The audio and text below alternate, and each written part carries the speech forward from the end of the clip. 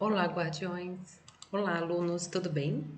Nós vemos aqui hoje para a nossa aula de ecologia, aula número 1. É muito importante a gente abordar esses tópicos, alunos, porque nós vamos interagir bastante durante o ano, né, quando nós tivermos a nossa aula, com assuntos relacionados à ecologia.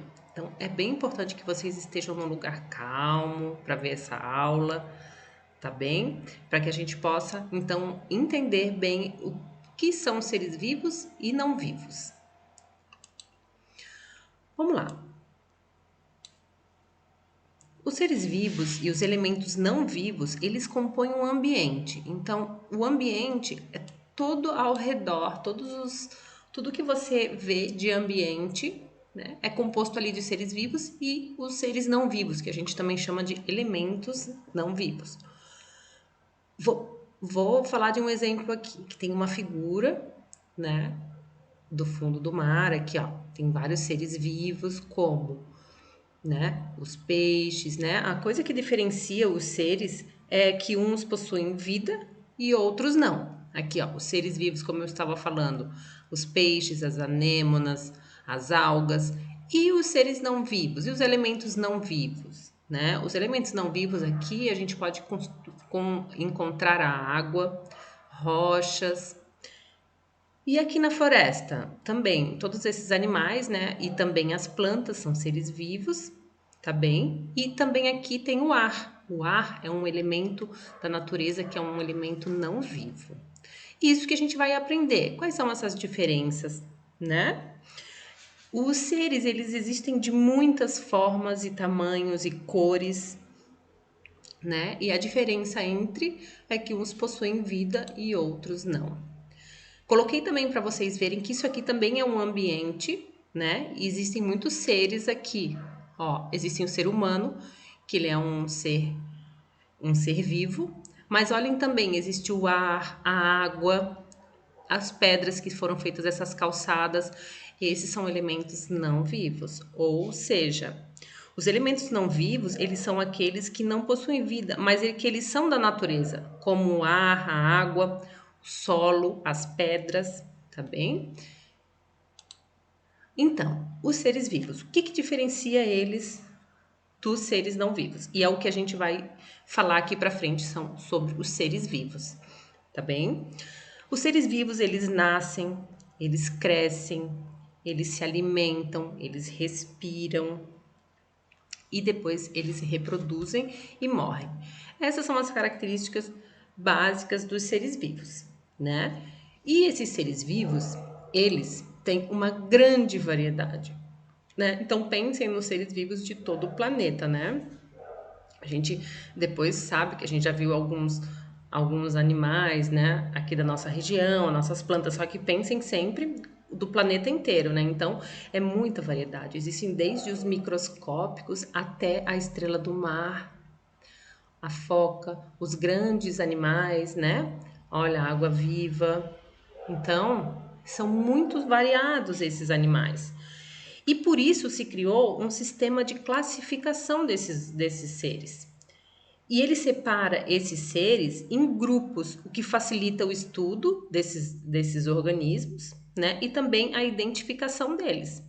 Só que sabe que é impossível dizer quantos animais existem, porque existem animais ainda que a gente não descobriu. Existem criaturas ainda que não foram conhecidas pelo homem, tá bem? De tantos que tem, né? Um exemplo agora que foi encontrado esse vírus novo, né? Que a gente não conhecia antes, mas sempre estão descobrindo novas espécies de aves, de insetos, tá bem? Então é bem importante essa classificação.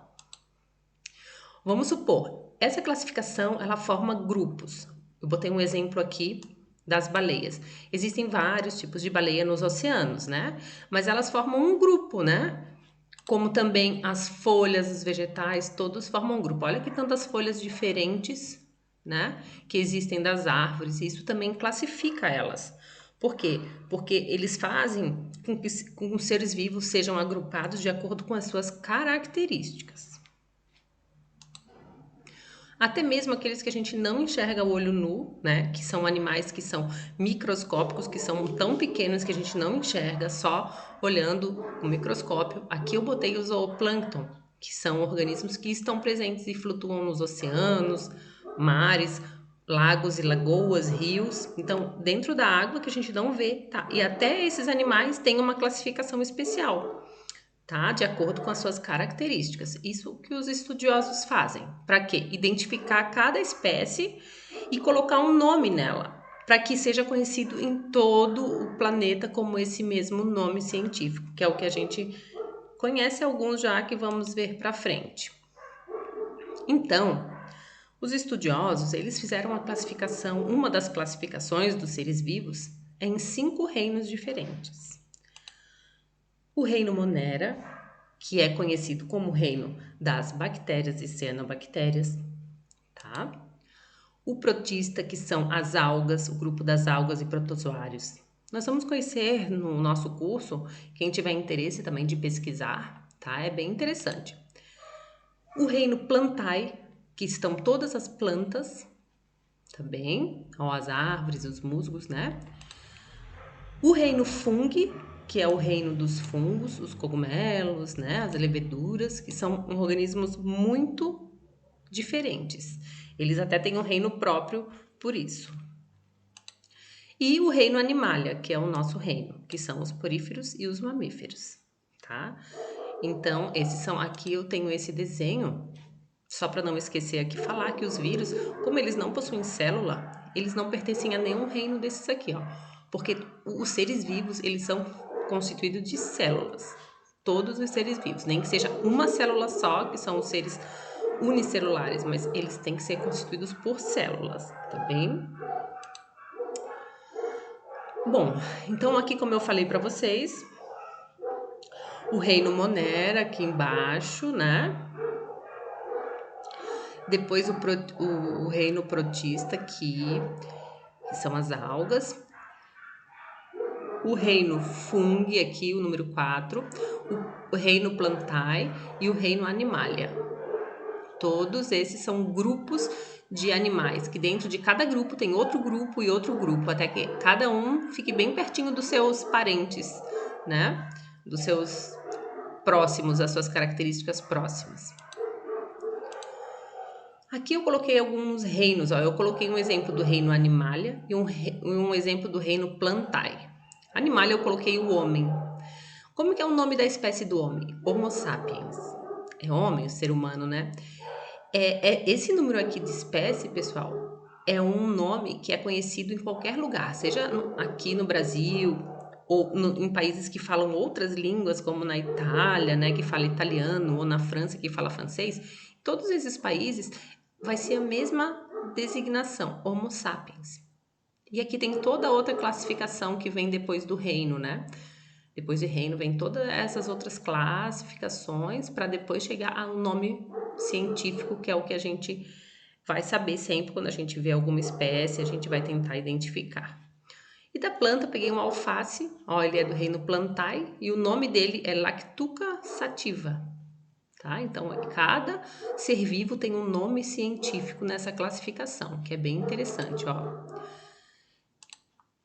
Aqui eu coloquei mais alguns para vocês, ó. O ser humano, né? Homo sapiens. Olha a mosca doméstica. O mosquito da dengue, vocês já devem ter ouvido falar o nome científico dele, Aedes aegypti, né? Então, qualquer lugar do mundo que a gente fala Aedes aegypti vai ser esse mosquito aqui, específico, porque tem vários tipos de mosquito, tem vários tipos, né? Cada tipo, cada ser ali de características próprias e específicas, ele vai ter um nome também que é referente a ele, que é uma mistura, né? Bom, guardião, então eu resumi bem essa aula dos seres vivos, tá? E eu acredito que com essa aula você é capaz de identificar então as variedades de seres vivos que a gente tem e também identificar os seres com vida e os seres sem vida, os elementos, né, que não têm vida da natureza, do ambiente, tá bem? Bom, parabéns, porque eu sei que vocês já conseguiram. E agora eu vou lançar para vocês o desafio 4. Guardiões, prestem atenção aí. Vou mandar depois para vocês também lá no grupo e para cada um, né? Para que vocês possam participar, tá bem? Então, vocês vão identificar um ser vivo que você acha interessante, que você já viu, ou que você tenha um livro sobre ele, que você acha interessante para conhecer um pouquinho mais. Então, você vai tentar já pensar nas coisas. Qual é o reino que ele pertence? Né? Onde ele vive, esse animal? Tá bem?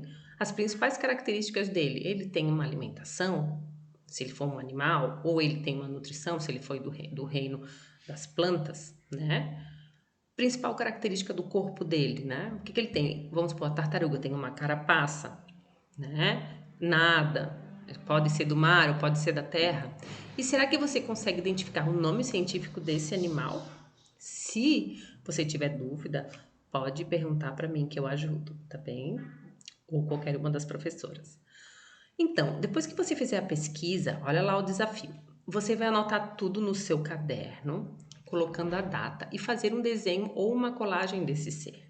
Se você tiver já algum desenho, que você possa, uma revista que você tenha visto, você pode fazer uma colagem disso ou um desenho mesmo, tá?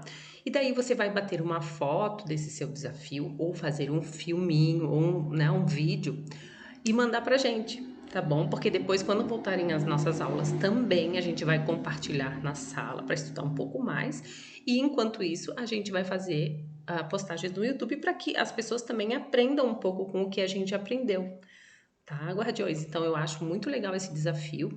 Vou mandar depois escrito para vocês certinho, tá? Mas já vão pensando primeiro aí qual é o animal que você se interessa, né? Ser vivo.